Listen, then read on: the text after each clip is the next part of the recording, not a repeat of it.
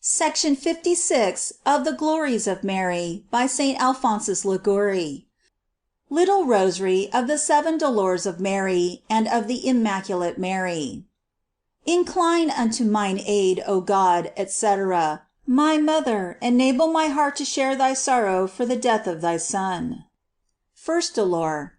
I pity thee, O my afflicted Mother, on account of the first sword of sorrow that pierced thee, when in the temple, by the prophecy of Simeon, all the cruel sufferings that men would inflict on thy beloved Jesus were represented to thee, which thou hast already learned from the Holy Scriptures, even to his death before thy eyes upon the infamous wood of the cross, exhausted of blood and abandoned by all, and thou without the power to defend or relieve him. By that bitter memory, then, which for so many years afflicted thy heart, I pray thee, O my Queen, to obtain for me the grace that always in life and in death I may keep impressed upon my heart the passion of Jesus and thy sorrows. Our Father, Hail Mary, glory be to God, etc. O my Mother, etc., as above. Which strophe must always be repeated at the end of each dolor. Second Dolor. I pity thee, O my afflicted Mother, on account of the second sword that pierced thee, when thou didst behold thy innocent Son, so soon after his birth, threatened with death by those very men for whom he had come into the world, so that thou wast obliged to flee with him by night secretly into Egypt. By the many hardships then that thou, a delicate young virgin, in company with thy exiled infant, didst endure in the long and wearisome journey through rough and desert countries, and in thy sojourn in Egypt, where, being unknown and a stranger, thou didst live all those years, poor and despised, I pray thee, O my beloved Lady, to obtain for me the grace to suffer with patience, in thy company till death, the trials of this miserable life, that I may be able in the next to be preserved from the eternal sufferings of hell deserved by me. Our Father, etc. Third Dolor. I pity thee, O my afflicted Mother, on account of the third sword that pierced thy heart at the loss of thy dear Son, Jesus, who remained absent from thee in Jerusalem for 3 days, when not seeing thy beloved one by thy side, and not knowing the cause of his absence, I conceive, my loving Queen, how in those nights thou didst not repose, and did not but sigh for him who was thy only good. By the sighs, then, of those 3 days, for thee so long and bitter, I pray thee to obtain for me the grace never to lose my God, that I may always live closely united to God, and thus united with him, departed from this world. Our Father, etc. Fourth Dolor. I pity thee, my afflicted Mother, on account of the fourth sword that pierced thy heart, in seeing thy Jesus condemned to death, bound with ropes and chains, covered with blood and wounds, crowned with thorns, and falling under the weight of the heavy cross which he bore on his bleeding back when going like an innocent lamb to die for love of us. Thine eye then met his eye, and your glances were so many cruel arrows with which each wounded the loving heart of the other. By this great grief then I pray thee to obtain for me the grace to live wholly resigned to the will of my God, joyfully bearing my cross with Jesus to the last moment of my life. Our Father, etc. Fifth Dolor. I pity thee, O my afflicted Mother, on account of the fifth sword that pierced thy heart, when on Mount Calvary thou didst behold thy beloved Son, Jesus, dying slowly before thy eyes, amid so many insults, and in anguish, on that hard bed of the cross, without being able to give him even the least of those comforts which the greatest criminals receive at the hour of death.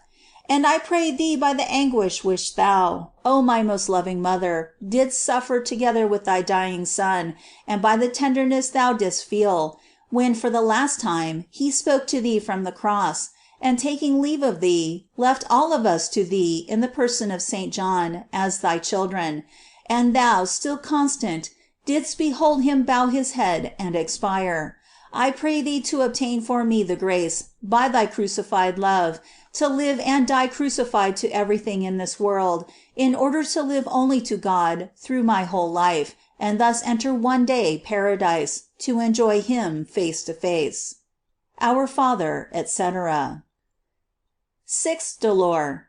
I pity thee, O my afflicted Mother, on account of the sixth sword which pierced thy heart, when thou didst see the kind heart of thy Son pierced through and through after his death, a death endured for those ungrateful men, who, even after his death, were not satisfied with the tortures they had inflicted upon him. By this cruel sorrow then, which was wholly thine, I pray thee to obtain for me the grace to abide in the heart of Jesus, who was wounded and opened for me, in that heart, I say, which is the beautiful abode of love, where all the souls who love God repose, and that living there I will never love or think of anything but God. Most Holy Virgin, thou canst do it, from thee I hope for it. Our Father, etc. Seventh Dolor. I pity thee, O my afflicted Mother, on account of the seventh sword that pierced thy heart, on seeing in thy arms thy Son, who had just expired, no longer fair and beautiful as thou didst once receive him in the stable of Bethlehem, but covered with blood, livid, and lacerated by wounds, which exposed his very bones. My Son, thou saidst, my Son, to what has love brought thee?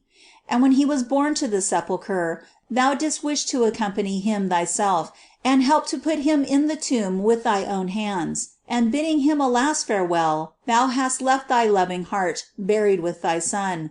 By all the anguish of thy pure soul, obtain for me, O Mother of fair love, pardon for the offenses that I have committed against God, whom I love, and of which I repent with my whole heart. Wilt thou defend me in temptations? Assist me at the hour of my death, that, being saved by the merits of Jesus and thine, I may come one day with thy aid, after this miserable exile, to sing in Paradise the praises of Jesus and thine through all eternity. Amen.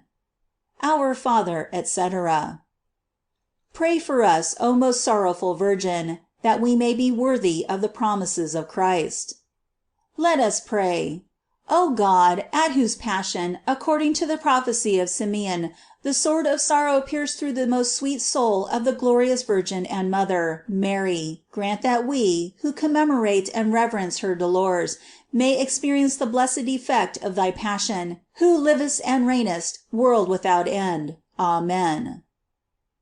Benedict XIII granted 200 days indulgence for every Our Father and every Hail Mary to those who recite this little crown in the churches of the Servites of Mary, and has granted the same favor to those who recite it in any place whatever on Fridays or any day during Lent, and on other days 100 days for every Our Father and Hail Mary.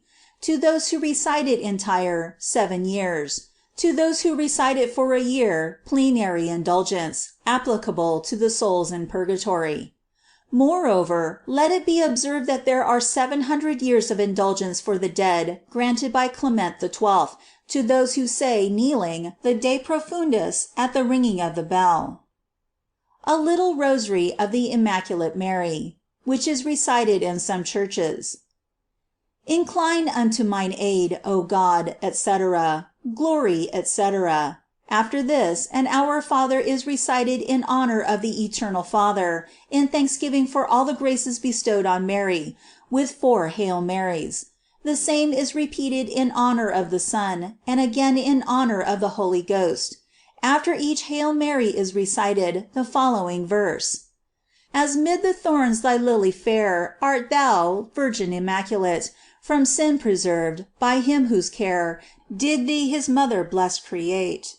At the end, pray for us, O Immaculate Virgin, ora pro nobis, Virgo Immaculata, that we may be worthy of the promises of Christ. Ut digni officiatmur promissionibus Christi. Let us pray. Grant to thy servants, we pray thee, O Lord, the gift of divine grace, that to us, for whom the maternity of the Blessed Virgin was the beginning of salvation, the votive commemoration of her conception may bring an increase of peace. By our Lord Jesus Christ. Amen. End of section 56.